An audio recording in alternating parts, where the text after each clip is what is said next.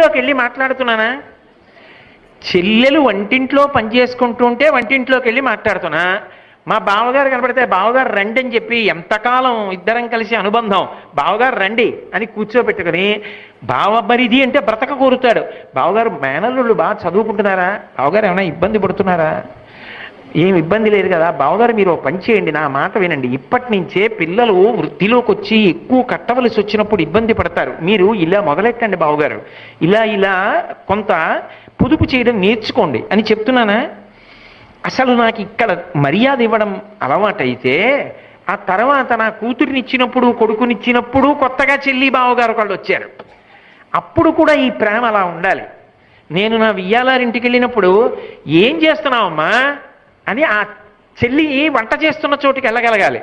నా వియ్యంకుడు మా ఇంటికి వస్తే ఏం చేస్తున్నావు చెల్లెమ్మా అని నా భార్య వంట చేస్తుంటే వెళ్ళగలగాలి.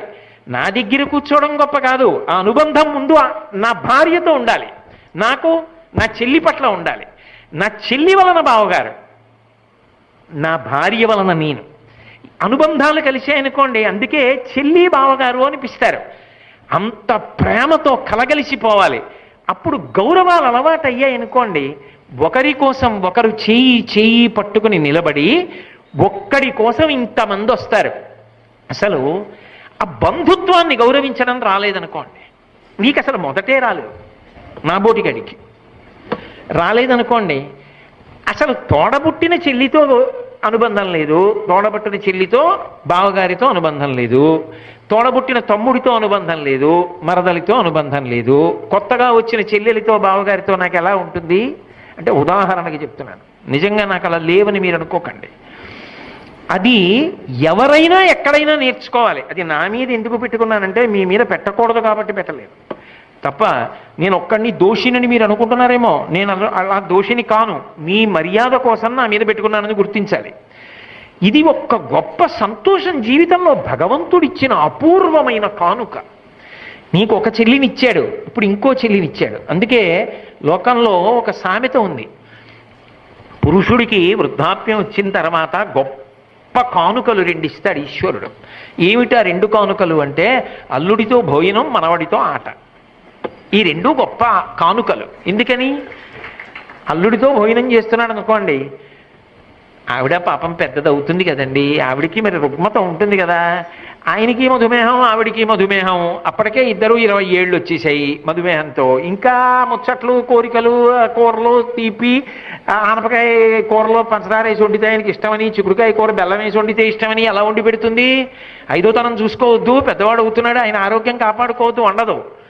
అల్లుడు వచ్చారనుకోండి, అల్లుడికి చిక్కుడుకాయ బెల్లం పెడితే ఇష్టం, వండుతుంది. అదే సందీనికి, అల్లుడితో కలిసి తింటున్నాడు అనుకోండి, కొంచెం వేయబోయ్ అంటాడు, వెయ్యను అని ఎలా అంటుంది, కొంచెం వెయ్యి అంటాడు తలెత్తకుండా, ఇంకో చెంచా వేసి పక్కకెళ్ళి అంటుంది, అటు చూడకుండా తింటుంటాడు. అల్లుడితో భోజనం వృద్ధాప్యంలో ఒక గొప్ప వరం. అంటే ఏమిటి దాని అర్థం? నీ అల్లుడు అప్పుడప్పుడు నీ ఇంటికి రావాలి, అలా కలిసి తినాలి. లేనప్పుడు ఏమందామండి అనుబంధం, ఏం బంధవ్యాలండి అవి, ఎందుకండి అవి, దేనికి పనికి వచ్చినట్టు? అల్లుడితో మామగారికి కోపం, మామగారి మీద అల్లుడికి కోపం, అందుకే అలా ఉంటే ఎలా? కొడుకుతో భోజనం కన్నా అల్లుడితో భోజనం గొప్పది.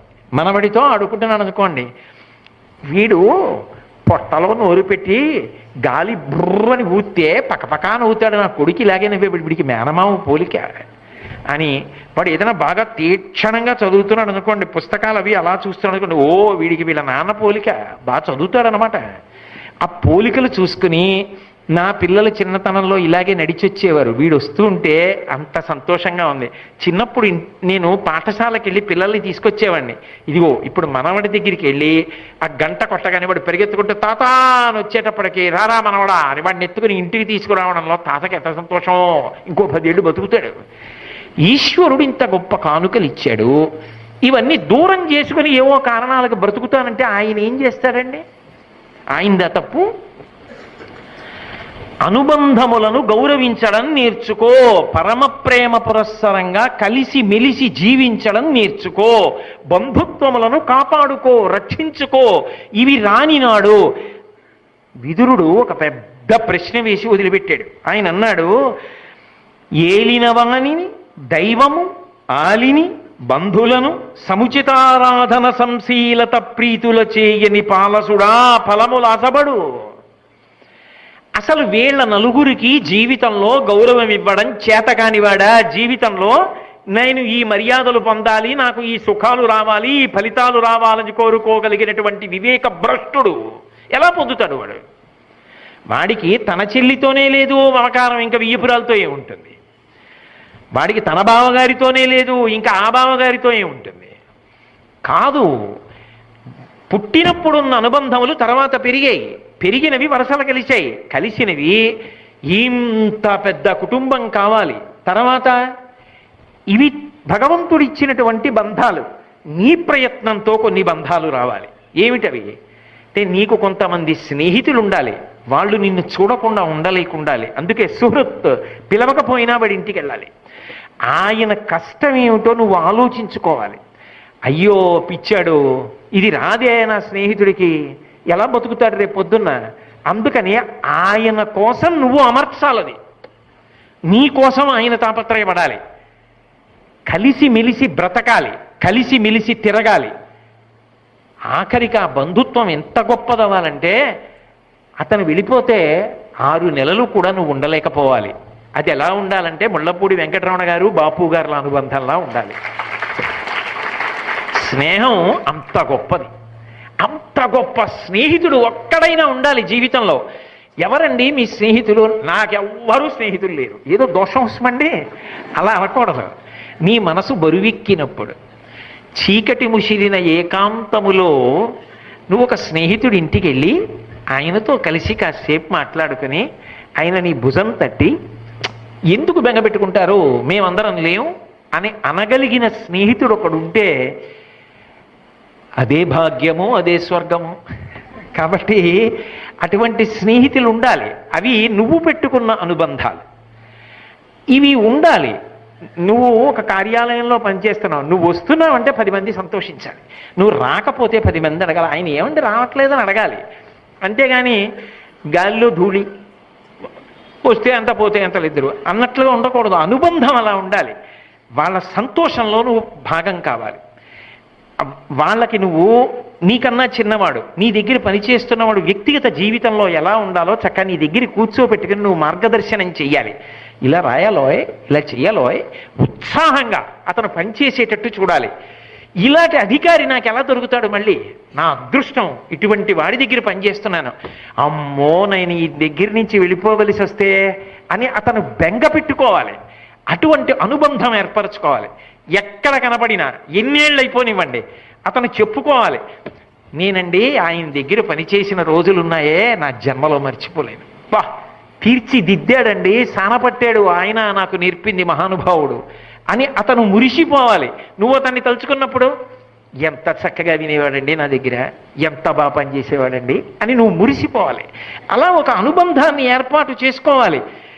అవి చేసుకోలేకపోతే ఎక్కడికి వెళ్ళినా కృతకంగా ఉంటాయి. ఆ కార్యాలయమే కదండి, సాయంకాలం 5 వరకు, ఏముంది ఆ తర్వాత అతను ఎవరో నేను ఎవరో, ఏమిటి ఇవన్నీ అర్థం లేదు. నువ్వు మనిషివి. చక్కగా స్నేహభావన, ఒక చోటికి వెళ్ళావంటే అన్నీ పక్కన పెట్టి అక్కడ అనుబంధం అక్కడ నిర్వర్తించాలి. మిగిలినవన్నీ మర్చిపోవాలి. వాళ్ళ వ్యక్తిగత కష్టాల్లో నువ్వు తోడు కావాలి, వాళ్ళ సుఖాలకి నువ్వు పక్కన నిలబడాలి. ఆయన మాతో కలిసి పనిచేస్తున్నాడు అని వాళ్ళు పొంగిపోవాలి. అక్కడ ఏ భేషజం లేకుండా నువ్వు నిలబడగలగాలి. అలా నిలబడగలిగితే ఆ అనుబంధం, ఆ బాంధవ్యములను నిలబెట్టుకోవడం చేత కానివాడు, అలా సుఖపడలేనివాడు, అది అలవాటు కానివాడు ఎక్కడ సుఖపడతాడు, ఎక్కడ వివేకంతో వృద్ధిలోకి వస్తాడు? రాలేడు. అనుబంధం ఉందనుకోండి, నా కోసం పరిగెత్తుకొచ్చి, బావగారు ఏంటి ఏదో ఇబ్బంది వచ్చిందిట, పరిగెత్తుకు రావాలి. లేనప్పుడు ఎందుకంటే ఆ బంధుత్వాలు, దిక్కుమాల బంధుత్వాలు. నీకు సుఖం వచ్చినప్పుడు కాదు మనుష్య రుణం, మిగిలిన వాళ్లే పరిగెత్తుకొచ్చినప్పుడు, నీకు కష్టం వచ్చినప్పుడు వాడు రాలేకపోతే కాల్సనా బంధుత్వాలు? ఎందుకవి?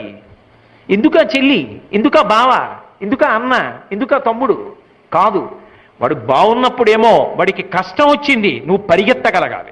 ఎప్పుడూ నీ ఉపకారం కోసం కాదు బంధుత్వం, నువ్వు ఉపకారం చేయించుకోవడానికి బంధుత్వాలు గుర్తు రావడాలు కాదు, అవతల వాడికి ఇబ్బందికి పాలు పంచుకోవడానికి నీకు బంధుత్వం గుర్తు రావాలి. అప్పుడు అలా గుర్తొస్తేనే బంధుత్వం.